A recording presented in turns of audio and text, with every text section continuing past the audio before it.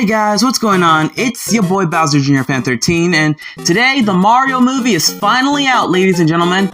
Man, I am so excited to see this movie, but unfortunately and sadly, I'm not gonna see it today because I'm gonna see it on the weekend with my homies, so no spoilers, please. But yeah, anyways, the Mario movie is finally out, and we have been waiting for this film to come out in such a long time. And in celebration for it, I'm actually going to be reviewing some of the older Mario movies. Now, what do you mean by older Mario movies? Well, to tell you the truth, did you know that this is not the only Mario movie that actually exists? Because there's actually two other existing Mario films that came out before this. Now, of course, there is this one film that I'll get to it later. We're going to talk about it, but not now.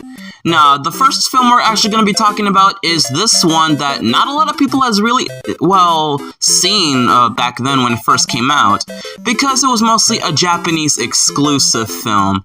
And that film would be none other than Super Mario Bros. The Great Mission to Rescue Princess Peach. The film was released July 20th, 1986, and this apparently was one of the most successful and one of the most greatest films that Nintendo has ever released. And I could see why, because it's mostly successful due to it being, animated and being sort of anime-ish. But, of course, this is from Japan, and Nintendo's a company in Japan, so it makes sense. So how does this film hold up even to this day? Well, you're about to find out. Now, when I first watched this film, I've actually watched the original Japanese dub. I mean, I did not understand a single word these characters were saying, but I got the overall surroundings of it just to understand it a little bit. But luckily, if you need an English dub, there is an official English dub on YouTube that you could watch. So yeah, but unfortunately, I'm not going to be showing any clips of the film because I'll only be showing screenshots because I'm scared that they might copyright my video or my channel for that, so yeah. Okay, so getting into the film, not much needs to be said about it. I mean, it's rather very basic. First off, I just want to say that the graphics and the presentation of the movie overall just looks so amazing. Like you could really tell that so much effort was being put into this. Well, I mean, that's kind of obvious, but either way, as for the plot of the movie, it's very simple. It's basically just following the regular plot of the original Super Mario Bros. Game where, Mario and Luigi enters the Mushroom Kingdom and they are greeted by this weird magical sage wizard guy who tells them that they're the heroes chosen to save Princess Peach from Bowser, because Bowser's plan is that he wants to marry Princess Peach so that he can conquer the Mushroom Kingdom. So yeah, it's basically simple as that. So Mario and Luigi are gonna have to travel across the world and get the three power-ups, the mushroom, the flower, and the star, in order to defeat him. And yeah. So already you could tell that they're really keeping a lot of influence from the games, and they're really putting so much effort into the story. As for everything else, I mean, I don't know what else I could say about it. I mean, I think I just want to say that this film is also a little bit funny because some of the humor in it is kind of, I'm not gonna lie, the humor in it is just all over the place. I mean, it's not the funniest movie I've ever seen, but there were a few moments that did get a chuckle out of me. Like, there's this scene where the Lakitu is using his spiny Koopas to attack Mario and Luigi, but to wake them up, not only does he throw them on the ground, he puts rain all over them, and shoots lightning, and puts sunlight, like, as if he's growing flowers. That was honestly a weird process to wake up the spiny Koopas, but it was funny. Another funny scene that I liked was, there's this one scene where Mario, after remembering that Peach took Bowser and is basically gonna hold her hostage and stuff, Mario got so angry, he literally switched his outfit to a Mexican cowboy outfit or Western-style cowboy outfit where he's just shooting his guns and rifles out of nowhere. And I don't know if this was in the original Japanese version or if they just put this in the English dub for some weird reason, but after Mario was doing all that weird stuff, he was looking at himself and was like, wait a second, I thought I was Italian. Again, I don't know if that was originally part of the script or if that was just added for the English dub just to be funny, but either way, it's pretty good. And of course, there's the final battle where Mario and Bowser is basically engaging in their fight. So Mario's trying to eat all the 3 power-ups. He's already gobbled up the mushroom and the flower. But before he could eat the star, Bowser distracts him by summoning a bowl of rice out of nowhere. And then Mario's like, ooh, a bowl of rice. Oh my god, it was just so out of nowhere and out of place. It just had to be funny. Oh, by the way, if you take a look at the rice, and take a look at this part where Mario and Luigi are eating a cup of noodles that has, well, the Super Mario Brothers branding. Apparently there was a Japanese commercial that was promoting this movie to where they even promoted some of the food that was being used to promote the movie, like ramen noodles and rice and all that. It was so weird, but I think it works really well. I wonder if they're going to do promotional stuff in the new Mario movie. And plus, there's like a bunch of differences in this movie that, well, kind of makes it different from the original. Now, I'm not complaining about these changes, but I don't know, some of them just felt just a little bit weird to me. Like Luigi's character. Luigi is, well, a Wario in this case. And what do I mean by that? He is obsessed with gold, money, and coins. Like, I'm not joking, like, there's, like, a bunch of scenes where Luigi is, like, talking about money and cash and stuff. Like, there's a scene when, as they're walking on their journey, Luigi looks at the casino in the background, runs to it, and then you see a bunch of coins just splattering everywhere all over the sky, and then Luigi just comes back, like, as if he just robbed the whole place, or he's just done gambling at the city and stuff, like what? And then there's this, and like there's another scene like when Mario and the dog is basically trying to survive this pit of fire that the Goombas have trapped them in. Luigi, as they're doing this, is just mining for gold coins in Bowser's castle. Luigi, you do realize your brother is about to burn to death and you're already digging into the castle just for the coins? Are you serious? Well, I mean, again, don't really have too many complaints about that. Oh, by the way, you are wondering what is the dog specifically here for? Well, we're gonna get to him later. Another difference is that, you know how in most Mario adaptations that they talk about, well, like, the one thing that they get right about Mario and Luigi is that they're plumbers, right?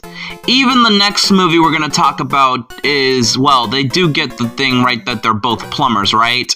The shows get it right, the games get it right. I mean, it's obvious, but the one thing that this movie doesn't sort of get right is, well, instead of Mario and Luigi being plumbers, they're guys who own a convenience store and they're selling a bunch of items to people. And I was like, wait, what? I did not understand this. It was weird. And also, pay attention to Luigi's coloring. Like, you see the way Mario's clothes are colored? I mean, it makes sense that he would look like this because of, because of that's how he looked in the box art of the original game. But Luigi, like, I don't understand why he's wearing blue and yellow or something like that. It was kind of weird, but it's just a small, minor change. I mean, again, not too much to complain about it. And this movie does have some memorable characters outside of the ones that are kind of obvious to being here. Like the Goombas that I just mentioned, they're basically just here to act like friends of Mario, basically leading them to a wild goose chase and guiding them, only for them to backstab the two and basically reveal that they've been working for Bowser. I mean, it was kind of obvious, you two. How did you not see that? Well, outside of that, I did kind of enjoy the company of the wizard dude who was telling them about the legend. I mean, he was pretty alright. But I think the one character that I think that stood out to me the most was the dog that was traveling with them. Now, I was going to talk about this little dog here, but here's the thing. I mean, he's basically here to help Mario and Luigi on their journey, and to be a little, well, funny and goofy with the random humor that goes on in the movie. But at the end of the film, we find out that Mario had a magical amulet that Princess Peach used to wear, and after giving it back to her, this magical amulet starts transforming the dog into what's revealed to be Prince Toadstool, who at the end of the film was revealed to be married to Princess Peach. So there's a Prince of the Mushroom Kingdom after all, and not just a princess? Well, I think that Nintendo doesn't really acknowledge this character, and because this is a movie, I can only guarantee it's not canon to the series, which explains why Princess Peach is the only ruler of the Mushroom Kingdom. But overall, this is a really good film. Okay, and the last thing I wanted to share with you in the movie is the soundtrack. I really enjoyed the soundtrack. The songs in this movie are mostly just stripped from the original Super Mario Bros. Game on the NES, and there are some arrangements of the songs. I think my favorite one in particular is Waltz in Blue, which is basically a remix of the water level in the game. And it even has its own original score with people singing the song, of course, and it sounds really cool. Although I would like to share with you guys to see how the soundtrack sounds, but unfortunately I'm not going to do so because I don't want Nintendo to copyright this video if I play these songs, so go listen to the soundtrack for yourself, it's pretty amazing. Super Mario Bros. The Great Mission to Rescue Princess Peach is a really solid movie, especially in 1986. I mean, even though this film is really old, it's a film that's honestly aged well, and it's well worth it to watch. If you're thinking to watch this movie, you can watch it on YouTube. It's free because people are re-uploading the film. You can watch the original Japanese dub, or if you want to watch the fan-made English dub, be my guest. This is a movie that's well worth your time. So overall, I give this film an 8.5 out of 10. Man, if only we did get that movie in America, but apparently we didn't, because instead, we got this abomination instead. Alright, ladies and gentlemen, now we're talking about this movie, the original Super Mario Bros. Movie. So this is a live-action film based off of Super Mario Bros. I mean, what else is there to say? And this film was released on May 28th, 1993. And around its time, this is basically around the era where video game movies, people claim, are the worst thing that ever come to imagine. And I think it mostly stems from this film for being a big failure, and that's basically the main reason why. So those of you who didn't know that this movie exists, well, now you do, and man, I will tell you, this film is awful. And I don't mean that it's so bad it's actually good. I mean it is straight up awful. And I'm gonna exactly tell you why this film is awful. I mean, I really don't want to talk about this film because it's gonna give me severe headaches. Heck, I'm gonna probably get severe headaches just from thinking about some stuff in the film, but I mean, I gotta get this review going, so let's go ahead and get this over with.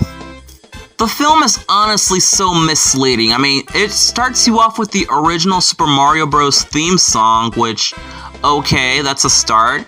But then after that, it cuts to a weird backstory where it talks about dinosaurs that lived 65 million years ago. Why are we getting a history lesson on dinosaurs? Especially in the Mario movie.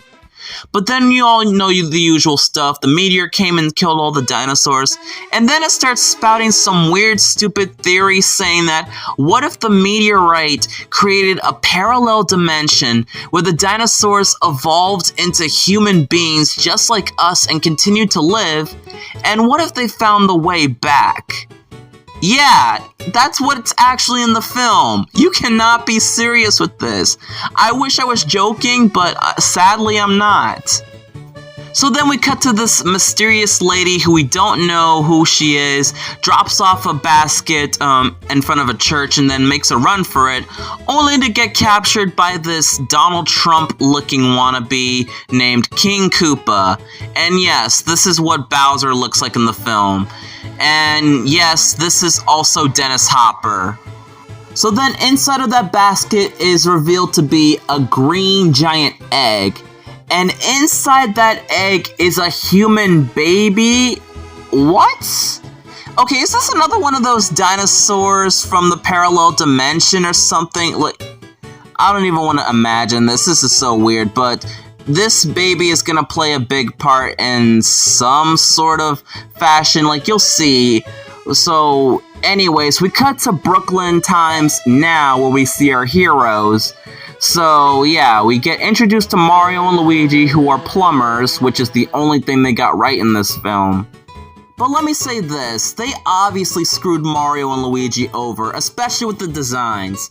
Okay, so Mario, first off, looks like a weird middle-aged old man. And of all the actors you could get to play him, why Bob Hoskins? I mean, don't get me wrong, Bob Hoskins is a fine actor. I did love his performance in Who Framed Roger Rabbit, that was a pretty good film. But why Mario of all things? Well, either way, I don't even know how to feel like this. I mean, he looks too old to play Mario. Speaking of age, Luigi looks way too young. I mean, he looks like a young teenager without a care in the world. And he is played by John Leguizamo, same guy who plays Sid from Ice Age. Alright, so, and I will bring up the little controversy that was made with this film, that there were reports saying that John Leguizamo and Bob Hoskins were treated to some booze and some sort of drugs to, like, keep themselves calm in the film, but I don't even know how this was working. Like, it felt so weird. So then, you remember the baby from the beginning of the film? Yes, apparently she's one of the main characters, who is Princess Daisy? Hold on. Stop right there. Princess Daisy? Okay, we're not even like 10 minutes into the film and already they screwed things up. Why is Daisy the main character of the film? Like, we should be saving Princess Peach, not Daisy. That doesn't make any sense. Well, another thing that they did get right with the film is that they made Daisy Luigi's love interest, which, according in today's time, is pretty obvious. So then a bunch of stuff starts to happen, Daisy gets captured, and Mario and Luigi goes after her, and then they go through this weird acid trip of a transition where they're taken into this dystopian weird city where all the cars look strange, there's random sparks coming out of nowhere, there's fungus everywhere, and the civilians are just very weird. I wonder if this is the dinosaur world that people were talking about in that film. Now, I've already mentioned that King Koopa looking like Donald Trump was already a red flag and is already, well, the weird thing in the film. Another weird thing in the film is that it has a bunch of characters with names that are references to the game that you probably did not know that is, well, supposed to be a reference to the character. Like, you know, Spike and Iggy, Bowser's two right-hand men / cousins. If you've never heard of Spike and Iggy, basically these two idiots are supposed to reference these characters. Then you got this big woman who is Big Bertha, the giant fish from Mario 3. Toad, for some weird reason, looks like a hippie gangster in the streets that just doesn't have a care in the world, and I mean, he's basically a good guy, I mean, obviously. The Shy Guys, I think that's what they're supposed to be, looking weird. I mean, I don't know what these are supposed to be. I think they're supposed to be Shy Guys from what I can tell. They look strange. Then after that, you just get a bunch of weird characters that are obviously not from the games that just make things look very weird with this film. That doesn't make it feel like a Mario film. Like, you got King Koopa's right-hand woman, Lena, or secretary, I think she's supposed to be. I don't know who this character is. She looks like Queen Beryl to me. Look at her. She wants to be in Sailor Moon. That's what I think. And then you got this crazy grandma that's all scary that wants to tase people because she's an absolute freak of nature. Then you got these cops that look like motorcycle rebels. This one cop that's getting a massage from a woman that's touching him with his heel. That I don't know why I'm mentioning that, but it feels so weird. Then you got, what the hell is that? Right. So this here is a Goomba. Yeah, I said it, a Goomba. You're telling me this ugly CGI freak of nature is supposed to be a Goomba? What even is this? Oh my god, I can't even with this. And although there are a couple of other Mario references that they do bring up with some small cameos, like the Bullet Bill, and then there's also the Bomb that they also got right. Then we cut to some more forgetful characters, like this random woman that they hook up with Mario. Okay, not putting Princess Peach in this film was already bad enough, but you have Mario's love interest being this random woman that he just went on a date with Luigi and Daisy. Are you kidding me? I shouldn't think too deep on this. Okay, look, the whole premise of this film is that Koopa basically has this magical rock that's playing a big part of the film, and he wants to use it to merge the dinosaur world with the human world and basically destroy the human race. And he'll do it by any means necessary. And then there's just a bunch of random stuff that just feels so out of place.